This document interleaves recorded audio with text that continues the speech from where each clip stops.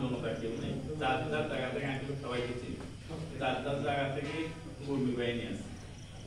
আপনাদের এলাকাতে আমাদের জালপাড়া বিএনপি সবচেয়ে দুর্ভাগ্য হয়েছে, জালপাড়া বিএনপি তাদেরকে আমরা নেতা মানতাম, সাবেক মেম্বার, বর্তমান মেম্বার, অমুক আলা অমুকের মানে মোটা দাদা যারা আছিল বিগত দিনে তারা ব্যাগ আওয়ামী লীগ দিছে না, এই জন্য দেখা যাচ্ছে আজকে তাদের তো ইচ্ছা থাকার সত্ত্বেও আমরা কিন্তু তাদেরকে মঞ্চে জায়গা দিতে পারি না, কারণ তারা 17 বছর পর্যন্ত অন্য দল খায়। আওয়ামী লীগ আমরা করে সরাই আইন কটা নেতা, তাহলে আপনাদের আত্মা কষ্ট হবে, সেটা কিন্তু আমি করবো না। দলের আপনারা তারা পথেঘাটে ছিলেন, আপনাদের নেতৃত্ব বাইরে দিতে হবে, স্বার্থতে আপনাদের নতুন নেতা সৃষ্টি করুন।